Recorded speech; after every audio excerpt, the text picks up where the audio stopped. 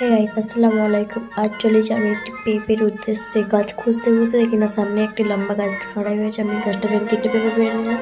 3টে বলতে 2টো পেঁপে পেরেছি, আর একটা পুকুরে পড়ে গেছে।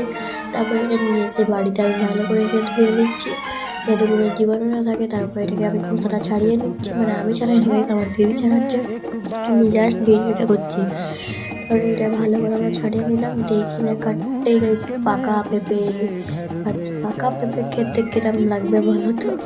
এটা কেটে নিলাম, কাঠটা আরও পাকা বেরোচ্ছে। জাস্ট পেঁপেটা হয়তো খুবই মিষ্টি হবে। চলো এটাকে আমরা কেটে নিলাম ভালো করে একদম। কেটে একেবারে মাখানোর পালা। মাখাবো কি দিয়ে ভাবতে ভাবতে আমাদের সামনে চলে এলো লঙ্কার গুঁড়ো। আমরা একটু লঙ্কার গুঁড়ো দিয়ে নিলাম।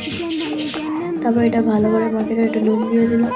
তারপরে আমরা এটাকে একটু বেশি করে নুন দিয়ে পানি দিয়ে একদম চটকে চটকে মাখবো বলে রেডি হচ্ছে গাইস। আমি এটাকে একটু চটকে নিলাম। আমরা একটা দিকটা মাখিয়ে নিলাম, এটা জাস্ট টেস্ট করবে এবারে। জাস্ট গাইস এতটাই ফালতু হয়েছিল যে হয়তো কেউ না খেলে আমি খেয়ে নেবো ভেবেছিলাম এটা, কিন্তু না, বাইরে বার করতে দেখি না এত কটার জন্য হাত পড়লো। যা বল শুধু খেয়ে নিচ্ছে গাইস, এত জিনিসটা ফালতু হয়েছে কি বলবো। আসসালামু আলাইকুম, ভালো লাগলে লাইক কমেন্ট শেয়ার।